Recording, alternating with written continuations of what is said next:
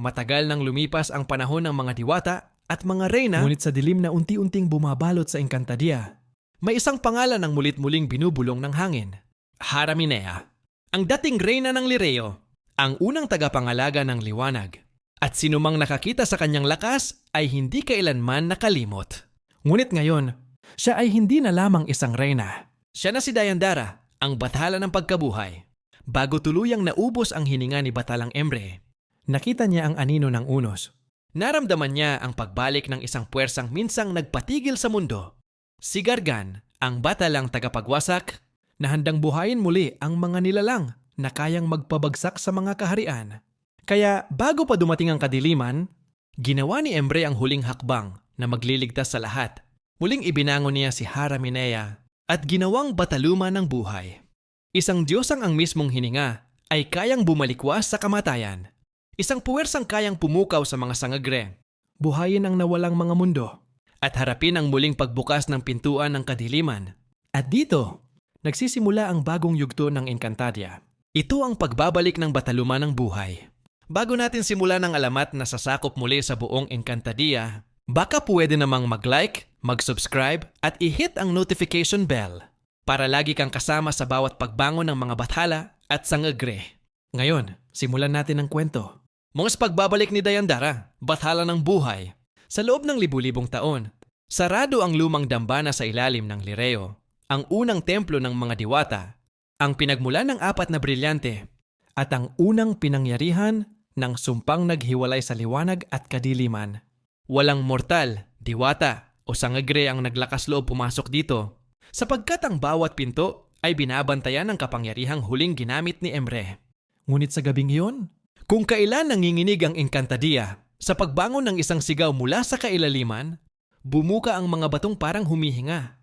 Pumutok ang lupa, umiyak ang mga puno, nanginig ang mismong hangin.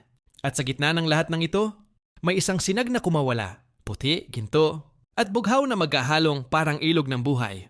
Mula rito, lumabas ang isang babae. Hindi siya tao, hindi siya diwata, hindi rin siya sangre. Siya ang nilalang na isinilang mula sa mismong hininga ni Emre, isang batalang natulog sa limot ng panahon. Muling tinawag dahil muling sumiklab ang sigwa ng kaguluhan. Siya si Dayandara, batala ng buhay. Ang balat niya ay sumisinag na parang perlas na humihinga.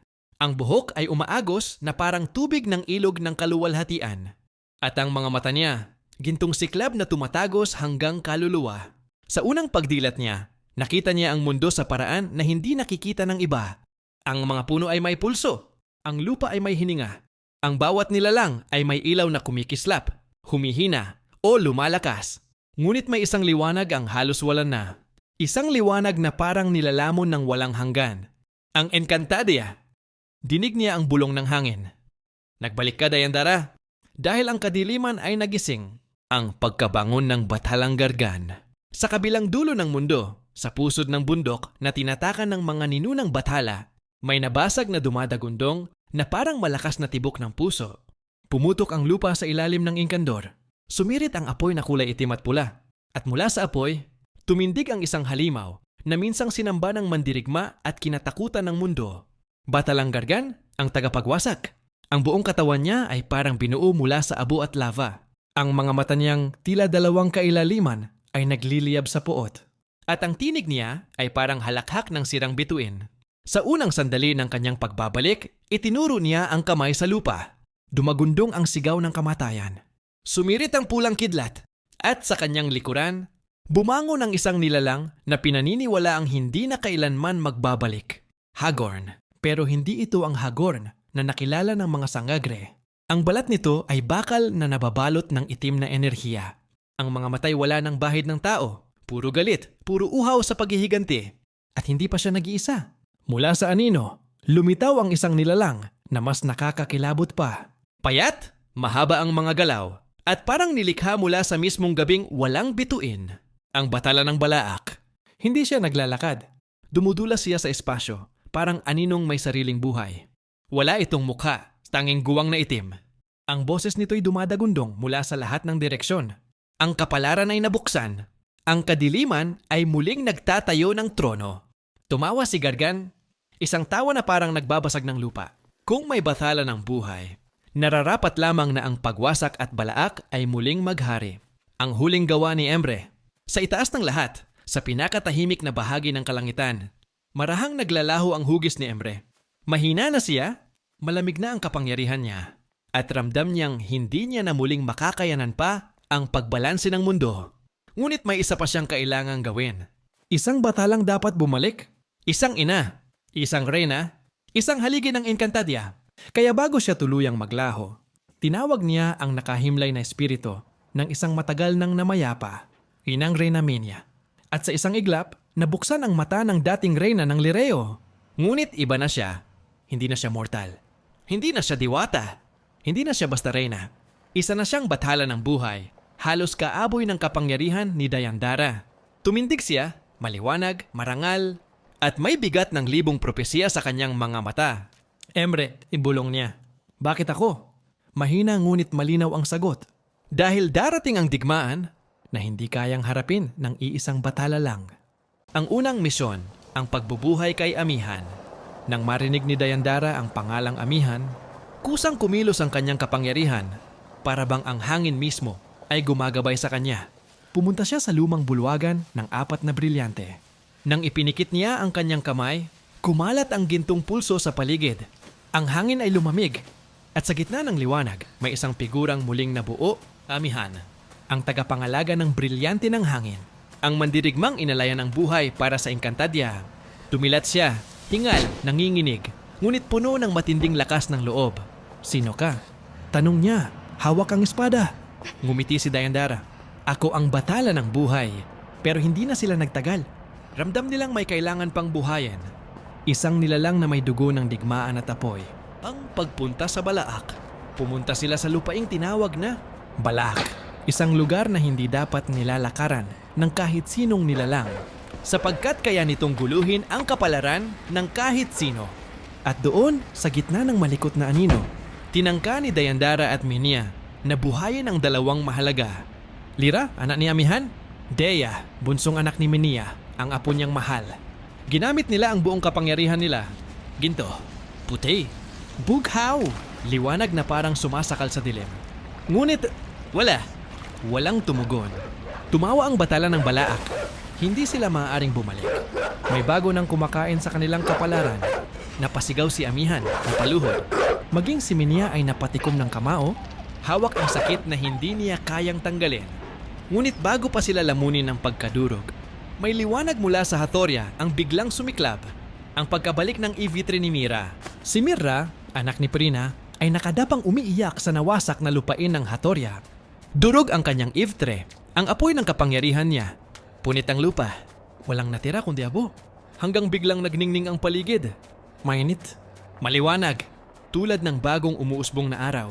Umahon ang apoy, hindi mula sa lupa, kundi mula sa sinapupunan niya. Nagbubuntis siya. At dahil dito, muling nabuhay ang kanyang Ivtre. Nagngangalit ang apoy sa kanyang katawan. Ang mga mata niya ay umapoy ng bagong lakas. At sa kanyang isipan, may bulong. Ang anak mo, ang papatay kay Hagorn. Sa sandaling nagliyab muli ang Ivtre ni Mira. Umalingaw-ngaw sa himpapawid ang isang sigaw ng pagsilang, hindi ng sanggol, kundi ng kapangyarihan. Ang apoy na umalab sa katawan niya ay hindi na apoy ng Hathoria lamang. Ito'y apoy na may halong hininga ng bagong kapalaran. Nagkislapan ang mga pulang alitap-tap sa paligid niya, kumikilos na para bang may sariling buhay. Ang lupa sa ilalim ng kanyang mga paa ay nagbitak at mula sa bitak ay sumabog ang maliliit na sigwa ng apoy na kulay pilak, kulay na hindi. Lumalabas sa mga karaniwang mandirigmang Hathor. Naglakad siya patayo, mabigat ang hininga ngunit matatag ang tingin. Si Mira ay hindi na dati. Ang anak na nasa sinapupunan niya ang nagpapaalab ng kakaibang lakas. Isang lakas na kahit siya ay hindi maipaliwanag. Sa malayo, naramdaman ito ni Dayandara, Minia at Amihan. Umikot ang hangin. Umangat ang alikabok. Nagpinta ang himpapawid ng pulang kidlat na nagdurugtong mula Hathoria hanggang Balaak. Napakurap si Amihan. Ang lakas! Hindi ito normal na kapangyarihan. Humigpit ang hawak ni Minia sa kanyang balikat. Hindi ito lakas ni Mira. Lakas ito ng sanggol at ang sanggol ay hindi mortal. Tumango si Dayandara dahil isinilang siya sa panahon ng pagbabalik ng mga bathala. May tatak siya ng hinaing ng mundo Bumulong ang Balaak mula sa anino, halos parang minamasahe ang kanilang takot. At ang batang ito, ang magiging mortal na kapalaran ng kamatayan ni Hagorn. Nagngit-ngit ang anino, parang may lihim na tawa. Hindi lahat ng kapalaran ay maganda.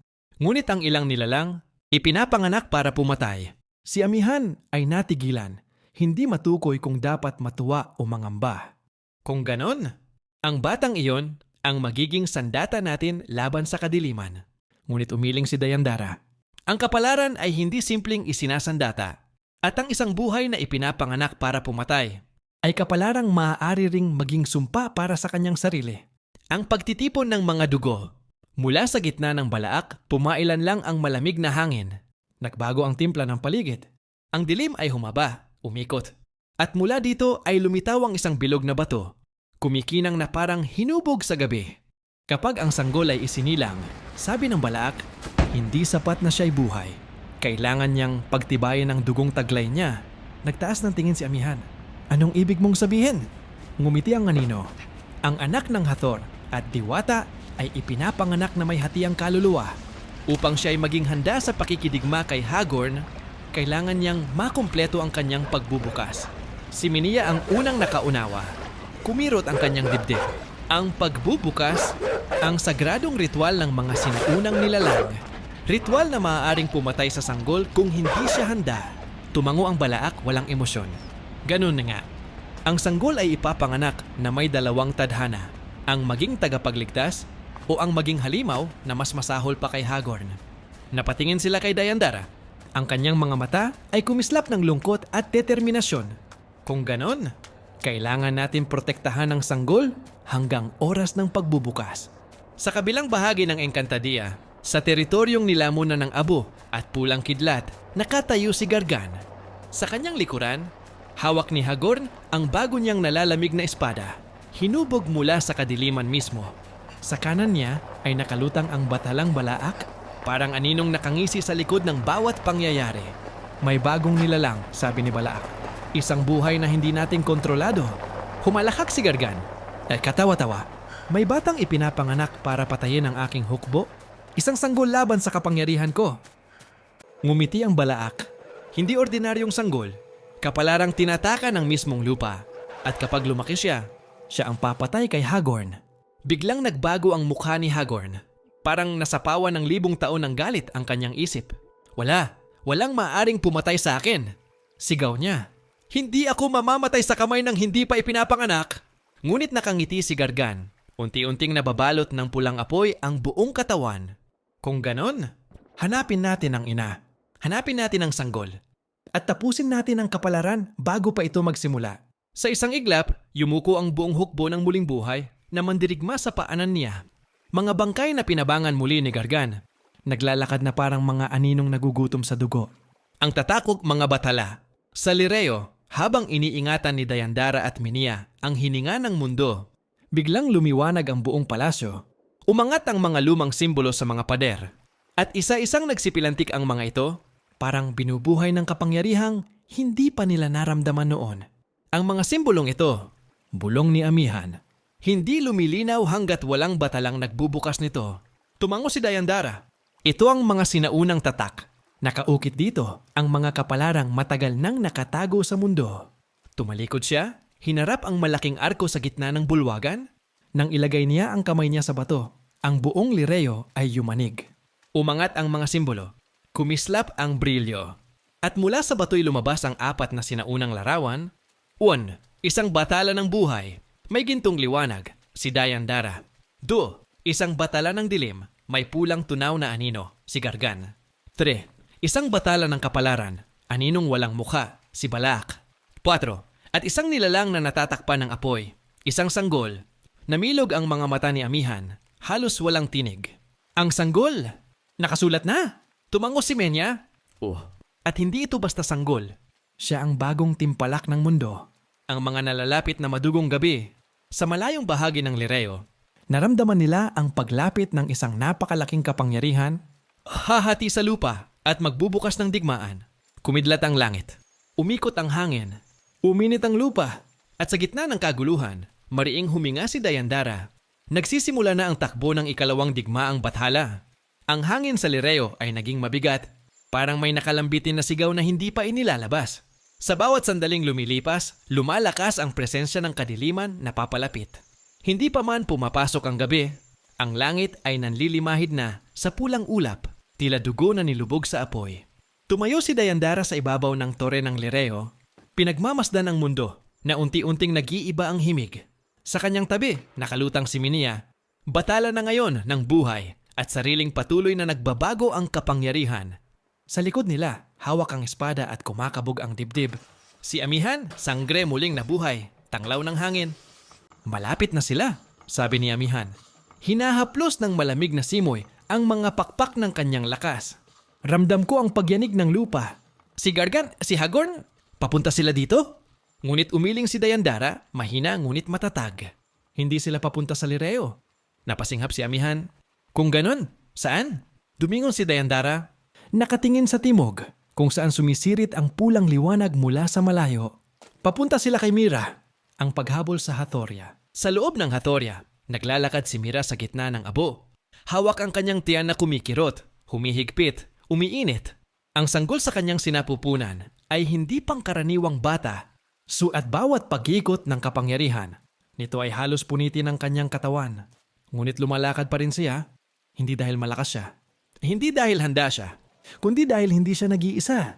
Ang Ivtre niya, ang apoy ng kanyang buhay, ay umaalab ng pilak at pula. Umiikot sa kanyang mga kamay. Pinoprotektahan siya sa bawat sandaling nang hihina siya. Pero habang lumalakad siya, may narinig siyang dagundong sa lupa. Lumilingon siya. Walang tao. Tumingala siya. Walang ibon. Walang nilalang. Ngunit ang lupa ay umaalon. Lumuhod siya, hawak ang lupa. At mula sa malayo, sumisirit ang pulang liwanag. Nanginig ang Hathoria. Pumunit ang hangin. At unti-unti, may mga figurang lumalakad sa abo, mga muling buhay na mandirigma, na buo mula sa kapangyarihan ng bathalang Gargan. Napatras si Mira. Hindi pa ako handa. Ngunit huli na. Dahil sa gitna ng mga nabuhay na bangkay, may dalawang figurang naglakad na may bigat ng mga bituin. Hagorn at Gargan. Ang pagsabog ng mga batala. Sa Lireo, sumabog ang malakas na aninong enerhiya na parang sigaw ng mundo. Gumagalaw na sila. Sigaw ni Amihan. Sa isang iglap, nagtakpan ng liwanag ang katawan ni Minia. Dayandara, kailangan natin sundan sila! Ngunit hindi pa sila makagalaw dahil bigla silang binalot ng malamig na anino mula sa likod. Nagpakita ang bathala ng Balaak. Walang mata, walang mukha, walang emosyon. Ngunit ang presensya niya ay parang karayom sa balat. Nakakayanig, nakakakilabot. Hindi kayo aalis. Umangat ang anino sa paligid nila para bang sinasakal ang liwanag. Bakit mo kami pipigilan? Sigaw ni Amihan, handa nang ipalo ang espada. Tumawa ang Balaak, mababa, malalim, parang hangin sa loob ng libingan. Dahil ang kapalaran ay hindi ninyo pwedeng baguhin. Sisiklab ang unang dugo sa Hathoria at kailangang mangyari iyon. Hindi! Sigaw ni Minia. Hadlangan namin si Hagorn. Ngumisi ang Balaak, saglit na lumabo ang anino nito. Kung hahadlangan ninyo, mamamatay si Mira. At kapag namatay siya, mawawala rin ang sanggol. Napatigil si Dayandara. Tumigil ang kanyang paghinga. Dahan-dahan niyang ibinaba ang kamay. Kailangan natin hayaan ang pagsiklab ng unang yugto. Napayuko si Amihan, umiiyak sa galit. Ang pagharap ni Mira sa dilim, sa gitna ng abo at usok, napaatras si Mira habang papalapit si Hagorn. Hindi na siya tao, hindi na siya mandirigma, hindi na siya ang dating hari ng Hathoria. Siya na ngayon ang anino ng kamatayan. Mira! Anang Hagorn, lalim ng boses ay parang halimaw sa bangin. Ibigay mo sa akin ang anak mo. O kunin ko mismo ang katawan mo. Napalunok si Mira, hawak pa rin ang tiyan. Hindi mo siya makukuha. Ngumiti si Hagorn. Hindi ko kailangan kunin. Papatayin lang kita. At ang sanggol ay mamamatay din. Nangangatog ang katawan ni Mira, pero tumindig siya. Ang Ivtre niya ay umalab. Pilak ang apoy, umiikot sa kanyang braso. Hindi ako lumalaban para sa sarili ko. Itinuro niya ang mga sundalong buhay muli. Nakikipaglaban ako para sa anak ko at para sa mundong hindi mo na kayang hawakan. Umusok ang lupa sa ilalim ng paa ni Hagorn. At sa isang iglap, umatake si Hagorn. Ang una sa maraming sagupaan.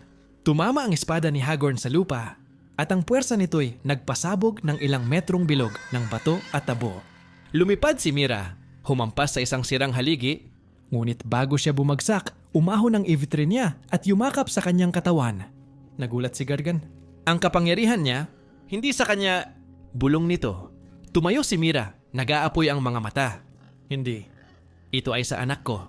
Pumulandit ang apoy mula sa palad niya. Kulay pilak. Kulay pulang dugo. Kulay ng kapalaran. Tama ito sa dibdib ni Hagorn at umuga ang katawan niya. Natamaan pero hindi napuruhan. Ngunit ngumisi ang batalang pagwasak. Alam mo ba kung bakit hindi ka mananalo? Bulong niya. Lumapit si Hagorn. Hinila niya si Mira sa leeg. Dahil hindi ka nilikha para sa pakikidigma. Pinisil niya ang leeg nito. Nanginginig ang katawan ni Mira. Nasisira ang Ivtre. Nawawalan siya ng lakas. At sa gitna ng lahat, ay napasigaw ang sanggol. Isang sigaw na umuga sa loob ng kanyang sinapupunan. Isang sigaw na parang kulog. Ibinitaw siya ni Hagorn. Tumigil ang mundo. Ang saglit na hinto. Sa liryo, napatigil si Dayandara. Ramdam ko ang tibok. Napatakip ng bibig si Menya. Ang sanggol! Nagising! Napasigaw si Amihan. Kailangan natin dumating doon ngayon! Ngunit nangumisi ang Balaak. Ngayon pa lamang nagsisimula ang kapalaran. Hindi pa kayo pwedeng kumilos. Nagngangalit ang mga mata ni Dayandara. Hindi mo kami mapipigilan magpakailanman. Ngumisi ang Balaak. Hindi nga, pero na ngayon, oh. At sa sandaling yon, pumutok ang liwanag sa Hathoria. Ang pagputok ng hinahing ang sanggol. Muling sumigaw ang sanggol. Nagbitak ang lupa. Nagsiliparan ang bato. Nagliyab ang ere. Pilak at pulang apoy ang lumabas mula sa katawan ni Mira. Napatras si Hagorn, natamaan ng enerhiya. Nahati ang lupa. Pumutok ang isang tore ng apoy sa langit. At sa gitna ng lahat, si Mira ay nakaluhod, nanginginig, pero buhay. At ang batang hindi pa ipinapanganak, naglalabas ng kapangyarihang kayang pumatay sa isang batala.